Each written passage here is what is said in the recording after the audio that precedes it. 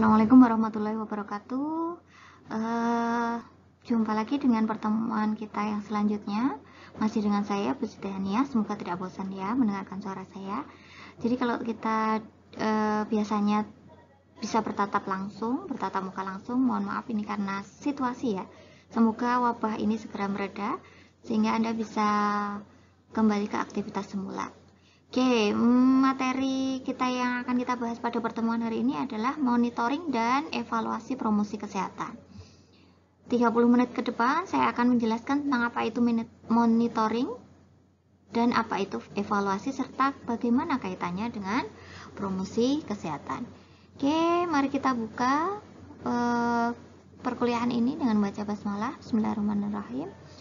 30 menit ke depan, tolong perhatikan baik-baik slide saya, pahami, resapi, dan apabila ada pertanyaan ataupun sesuatu yang ingin ditanyakan, bisa Anda tulis di forum yang sudah kami sediakan.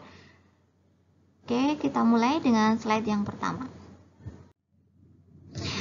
Definisi monitoring. Monitoring merupakan suatu upaya supervisi dan review kegiatan yang dilaksanakan secara sistematis oleh pengelola program untuk melihat apakah pelaksanaan program sudah sesuai dengan yang direncanakan. Monitoring seringkali disebut juga dengan evaluasi proses. Tujuan dari monitoring adalah seawal mungkin bisa menemukan dan memperbaiki masalah dalam pelaksanaan program. Misalnya, dalam suatu proses didapatkan suatu kendala sehingga diperlukan bagaimana strategi yang tidak berfungsi tersebut kemudian diganti dengan strategi yang lebih baik. Yang kedua, jika ditemukan suatu masalah terkait dengan program, maka mekanisme program yang tidak sesuai akan diganti dengan mekanisme program yang lebih sesuai.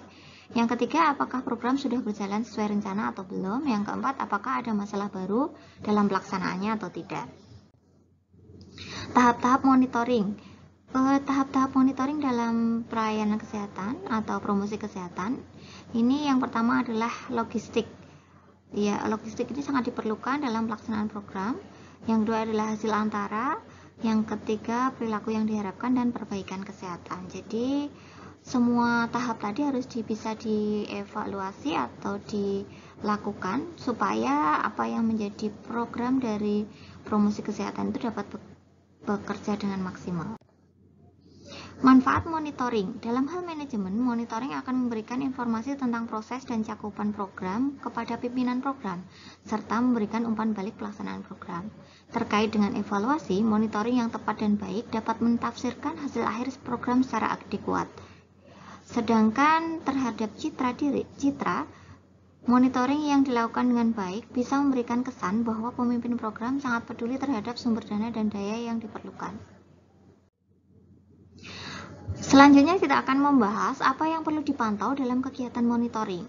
Hal-hal yang perlu dipantau dalam kegiatan monitoring mencakup 1. Terkait dengan input, meliputi materi, distribusi, media, jangkauan target, serta kegiatan program, serta sumber daya.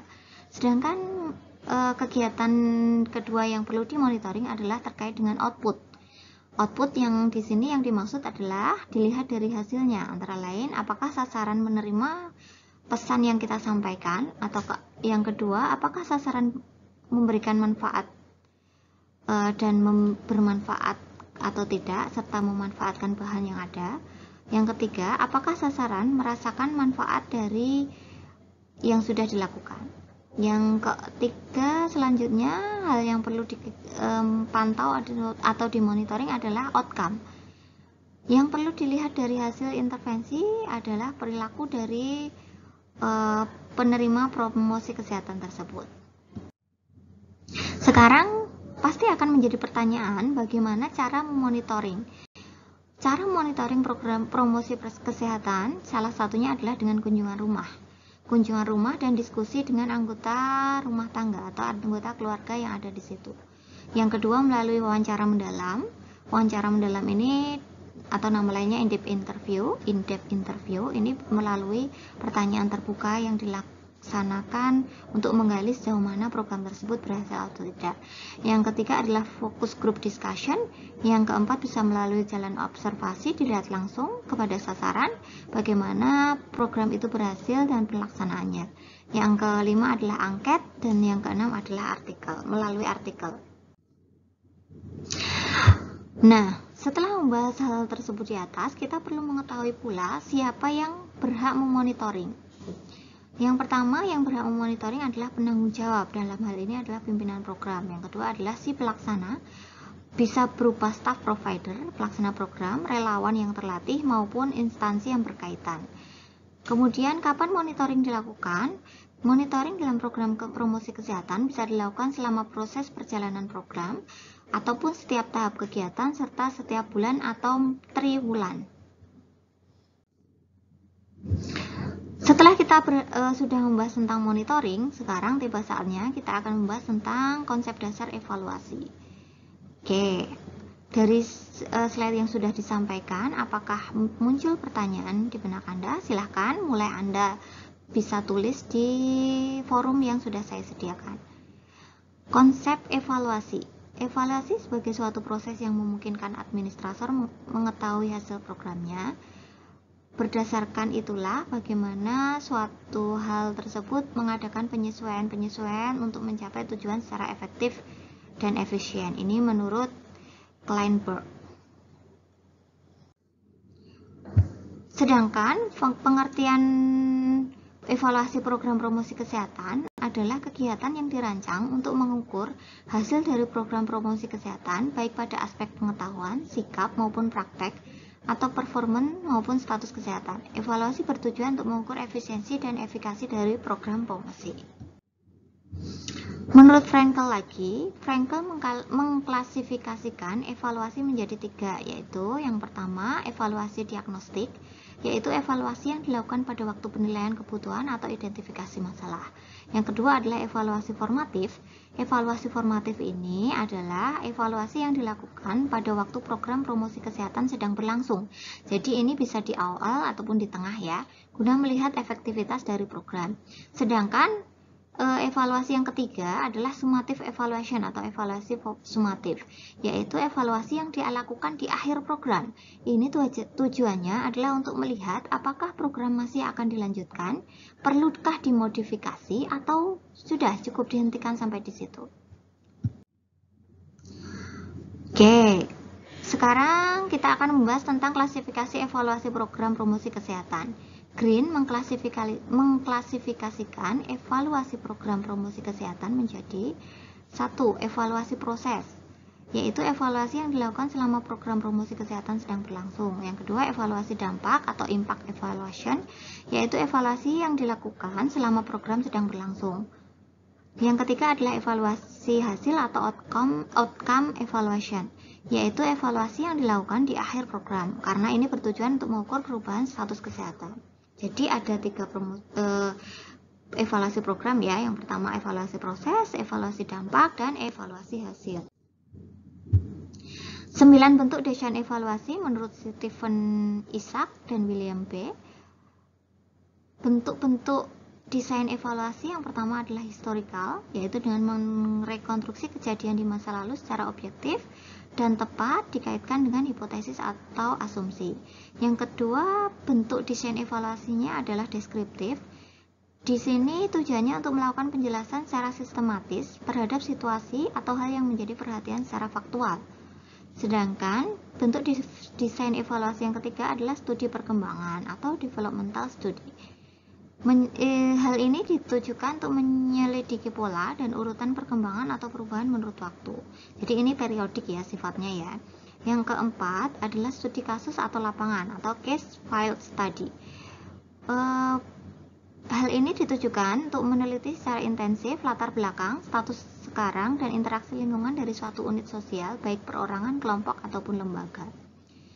Yang kelima adalah studi korelasional. Hal ini ditujukan untuk meneliti sejauh mana variasi dari satu faktor berkaitan dengan variasi dari satu atau lebih faktor lain berdasarkan koefisiensi tertentu. Yang selanjutnya adalah studi sebab akibat. yang menyelidiki kemungkinan hubungan sebab akibat dengan mengamati berbagai konsekuensi yang ada dan menggali kembali melalui data atau faktor penjelas.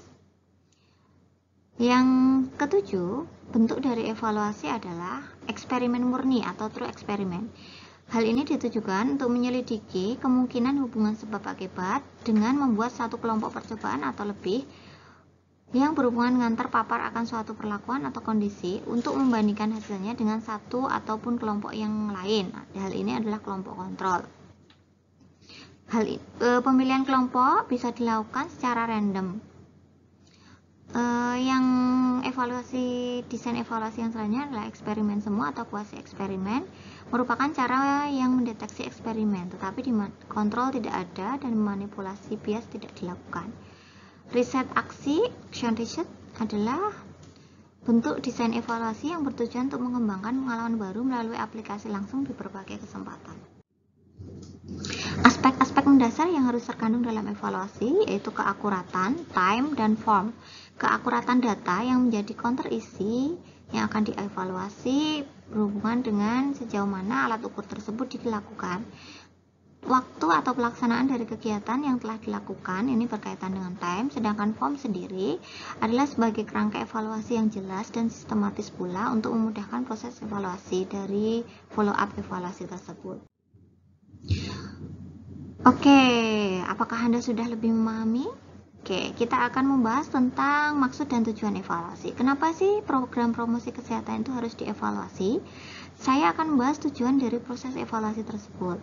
Yang pertama, untuk membantu perencanaan di masa datang. Jadi kalau evaluasi di masa lalu kurang memenuhi standar yang ditetapkan, maka bentuk evaluasi ini dapat digunakan untuk merencanakan yang akan datang. Yang kedua, untuk mengetahui apakah sarana dimanfaatkan dengan sebaik-baiknya. Yang ketiga, untuk menemukan kelemahan dan kekuatan, ini menggunakan analisa SWOT ya. Kemudian untuk membantu menentukan strategi program dan untuk memotivasi serta untuk mendapatkan dukungan dari sponsor. Siapa dan bagaimana evaluasi dilakukan? Ini pasti muncul di benak kalian kan? Oke. Kita akan bahas siapa sih yang berhak mengevaluasi sebuah program promosi kesehatan. Yang pertama adalah pihak pelaksana program. Dalam hal ini bisa melalui pencatatan atau pelaporan, melalui supervisi, wawancara, ataupun observasi. Sedangkan siapa lagi yang berhak mengevaluasi program? Yang kedua adalah pihak di luar program. Outsider ya, di sini bisa pengguna layanan ataupun yang lain sebagainya. Ini bisa melalui bentuk laporan pihak lain ataupun angket yang disebar kepada konsumen atau penerima jasa dari promosi kesehatan. Kapan evaluasi tersebut dilakukan? Untuk penilaian rutin, penilaian yang berkesinambungan, teratur dan bersamaan dengan pelaksanaan program, ini dilakukan dalam waktu yang tertentu, jadi runut dan dilakukan secara ajak atau teratur. Penilaian berkala, penilaian secara periodik pada setiap akhir suatu program, misalnya setiap 3 bulan sekali, bisa dalam bentuk triwulan, atau dalam bentuk 6 bulan sekali atau semester.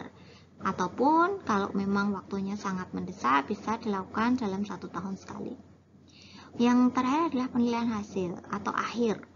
Penilaian akhir ini dilakukan pada akhir program atau beberapa waktu setelah akhir dari selesainya program.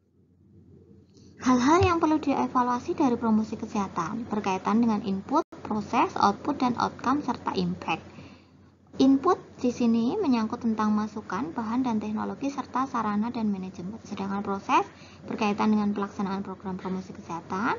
Output di sini yang dievaluasi adalah hasil dari program, yaitu pemahaman, sikap dan keterampilan dari pengguna layanan. Kemudian outcome, dampak dari program evaluasi tersebut, program promosi kesehatan tersebut, dan impact adalah peningkatan dari status kesehatan yang dialami oleh atau pengguna. Beberapa indikator antara lain. Yang pertama, ukuran tentang pemahaman yang berkaitan dengan kesehatan melalui tingkat pengetahuan, sikap, motivasi, atau tendensi perilaku. Yang kedua, ukuran pengaruh dan gerakan masyarakat yang meliputi unsur partisipasi masyarakat. Yang ketiga, ukuran yang mencakup kebijakan publik yang berwawasan kesehatan yang meliputi pernyataan politik, alokasi sumber daya, ataupun unsur budaya dan perilaku. Yang keempat adalah ukuran kondisi kesehatan dan gaya hidup sehat. Ini salah satunya meliputi kesempatan untuk memperoleh makanan sehat. Yang kelima, ukuran efektivitas, yang meliputi penyediaan pelayanan dan pencegahan, akses ke tempat-tempat pelayanan kesehatan, serta faktor sosial budaya yang berhubungan dengan pelayanan kesehatan. Indikator yang keenam adalah ukuran lingkungan sehat, yang meliputi batasan akses dalam penggunaan suatu hal, misalnya penggunaan tembakau, alkohol, obat-obatan terlarang, dan lain sebagainya. Yang ketujuh dari indikator tersebut adalah ukuran dampak sosial, yang meliputi kualitas hidup, kemandirian, jaringan dukungan sosial, dan pemerataan atau keadilan. Indikator yang kedelapan adalah ukuran dampak kesehatan, yang meliputi penurunan tingkat kesakitan. Jadi, indikator lain yang bisa digunakan untuk mengevaluasi promosi kesehatan adalah tingkat kesakitan, kematian atau ketidakmampuan, serta keterampilan diri dari pengguna layanan. Yang kesembilan adalah ukuran pengembangan kapasitas. Indikator-indikator tersebut digunakan untuk mengevaluasi suatu program promosi. Oke, yang terakhir dari langkah-langkah evaluasi dalam program promosi kesehatan adalah menentukan tujuan evaluasi, menetapkan indikator evaluasi, menentukan cara atau desain evaluasi, rencana pengumpulan data evaluasi. Evaluasi sebaiknya dilakukan di semua tempat berkaitan dengan program yang dilaksanakan, tetapi kadang-kadang juga perlu melakukan pengukuran evaluasi dengan instrumen pengumpulan data. Yang ketujuh, melakukan analisis dan interpretasi data. Itulah apa yang perlu kita pelajari tentang monitoring dan evaluasi dari promosi kesehatan. Untuk aplikasinya nanti akan dijelaskan dalam praktek promkes selanjutnya.